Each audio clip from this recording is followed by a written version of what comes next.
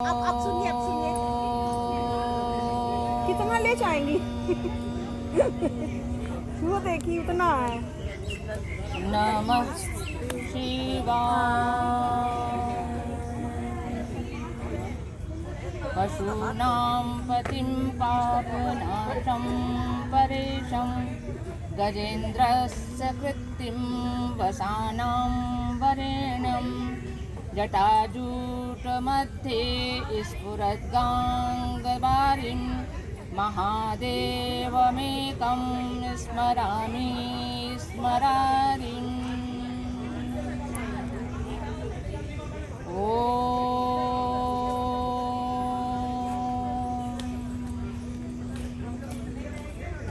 शान्तिः शान्तिः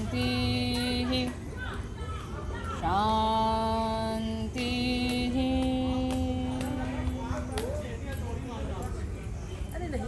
इस श्लोक में भगवान शंकर की स्तुति की गई। वो है कैसे? पशूनाम पति, पशु जीव को कहते हैं, प्राणी को कहते हैं, मनुष्य को कहते हैं, जो संपूर्ण सृष्टि के लोगों के स्वामी हैं, मनुष्यों के स्वामी हैं, जीव जंतु के स्वामी हैं। पशुनाम पति। और कैसे है? पाप नाशम, जितने पाप हैं उनकी अर्चना करने पर वो सारे पाप विनष्ट कर देते हैं। पाप नाशम। और कैसे है?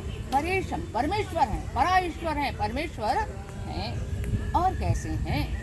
गजेंद्रस्य कृत्तिम वसानाम वरेण्यम, गजेंद्र के यानी एक गजासुर था, उसके चर्म को धारण करने वाले आप वरेण्य हैं, श्रेष्ठ हैं, शोभनीय हैं। फिर कहा गया जटाजूट मध्य, आपकी जटाओं के मध्य में स्फुरत गांगवारिम, गंगा की जो धाराएं हैं, जो जल है वो सुशोभित है। और महादेवमेकम स्मरामि स्मरामि, एकमात्र महादेव ही देव हैं मैं। और कैसे हैं? स्मरामि, कामदेव के शत्रु हैं। ऐसे कामदेव के शत्रु मैं भगवान शिव की आराधना करती हूँ या करता। तो ये भगवान शिव की इस श्लोक में आज आपने दूसरी पंक्ति जो सुनी, गजेंद्रस्य कृत्तिम वसानाम वरेण्यम, वो गजेंद्र कौन है, उसकी कृत्य क्या है और उसको भगवान शिव ने कैसे धारण किया, आज इसी पर कथा। एक राक्षस था, उसका नाम था गजासुर। और गजासुर जो था वो महिषासुर का पुत्र था। महिषासुर को सभी जानते हैं। महिषासुर मर्दनी माँ देवी मानी जाती है, दुर्गा मानी जाती है, वो पार्वती का ही रूप है। तो उन्होंने उस महिषासुर के अत्याचारों से तंग आकर उसका विनाश किया था। उसका पुत्र था ये गजासुर। तो मानी सी बात है, चाहे किसी का पिता कितना भी खराब हो, लेकिन अगर उसका विनाश होता है, उसको मारा जाता है, तो उसके अंदर आक्रोश आता है। सेम वही स्थिति हमारे गजासुर की थी। और वो बहुत इतना पीड़ित हुआ और उसने ये निश्चित कर लिया कि जरूर हम इस अपने पिता की मृत्यु का बदला लेंगे। और उसके बाद वो जाकर के हिमालय की गुफाओं में अंगूठे के बल ऐसे करके और ऐसे हाथ करके तपस्या करने, और हजारों वर्ष तक उसने तपस्या की।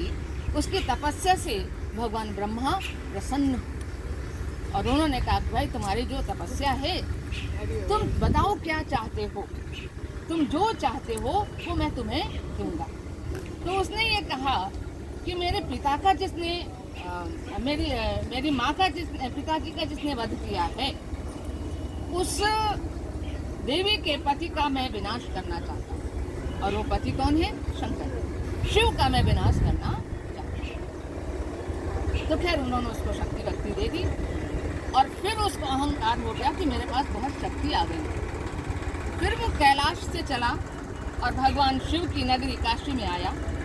और यहाँ पर आकर उसने आवाहन किया कि आपकी पत्नी ने, आप लोगों ने मेरे पिता का वध किया है, इसलिए मैं आपका विनाश करूँगा, मैं आपसे युद्ध करूँगा। भगवान शिव पहले तो सामान्य व्यक्ति थे, सामान्य ढंग से बैठे थे, लेकिन जैसे इसका बार बार आवाहन हुआ, बार बार वो चिल्लाया, तो फिर वो निकले और फिर उसके बाद उसके साथ उनका युद्ध हुआ। और जब युद्ध हुआ बहुत ज़्यादा, वैसे उन्होंने मारना नहीं चाहते थे, लेकिन इतना युद्ध हुआ कि फिर उनको अपना त्रिशूल चलाना पड़ा। जब त्रिशूल चला तो मानी बात है कि वो गजासुर का माने गज के रूप में था, तो गज की जो चर्म होती है काफ़ी मोटी होती है, तो उनके उस त्रिशूल से वो जो गज का चर्म निकला तो वो आराधना करने लगे। बोला, हे प्रभु, आप मोक्षदाता हैं, आप कल्याण करने वाले हैं, माने वो उनकी शक्ति को जानता था, तो आप मेरे इस शरीर का उद्धार करिए।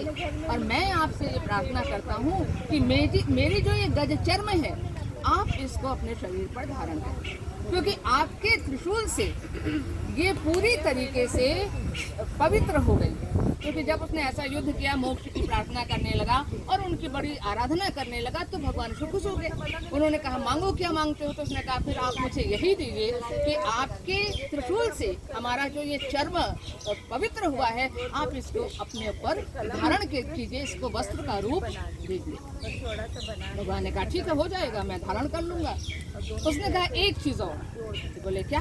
बोले, आप कृत्तिवासा के नाम से भी जाने जाते। और फिर कृत्तिवास माने उसकी जो चर्म थी, हाथी का जो चर्म था, उसको वहन करते हैं, धारण करते हैं, इसलिए कृत्तिवास के नाम से आप जाने जाए। भगवान ने कहा, ठीक। उसके बाद वहाँ पर ही काशी में ऐसा उल्लेख मिलता है कि कृत्तिवासेश्वर शिव की स्थापना की गई, जो साक्षात मोक्ष को देने वाले हैं। तो ये गजासुर की कथा है, और इस कथा में भगवान ने उस गजासुर का जैसे उद्धार किया, वैसे ही वो सबका उद्धार किया। बहुत सुंदर, बहुत बढ़िया, बहुत बढ़िया। देखिए कैसे पता लगती है, सब बातें हम लोग को पता नहीं। मुझे खुद नहीं पता थी। हाँ, मैंने पढ़ा तो था कि भगवान ने ऐसे किया था, फिर मैंने कल शिव पुराण निकाला अच्छा। और उसमें फिर पढ़ा, तो आप लोगों के साथ मुझे भी ज्ञान नहीं तो उससे अपना ज्ञान बढ़ता है। हाँ, बिल्कुल बढ़ता है, पुराण निकाल के पढ़े तब कैसे बताएंगे। क्योंकि पूरी कथा नहीं याद थी ना मुझे। ये तो इतना याद था कि हाँ, ये चर्म ओढ़ा था, पर किस प्रसंग में कैसे ओढ़ा था ये याद नहीं था, तो फिर उसको पढ़ा। हमने भी मार्कंडे वाला पढ़ के रखा है। बिल्कुल, सुनाइए सुनाइए। शॉर्ट कर ले, पूरा अध्याय है ना। अच्छा अच्छा अच्छा, शॉर्ट कर ले, लिख ले तब से। ठीक ठीक ठीक। केवल प्रलय काल में वही एक जिंदा थे, यानी जब सृष्टि में प्रलय हुआ और उन्हीं को केवल भगवान ने दर्शन दिया। बहुत वाकई में ऐसे ऐसे साधु संत और महापुरुष हमारे यहाँ हुए हैं, वो आज भी हमें प्रेरणा देते हैं कि हमें सीखना है। और ये सारी कथाएं ये बताती हैं कि हमें कैसे नियमबद्ध ढंग से, कैसे आचार विचार से रहना चाहिए।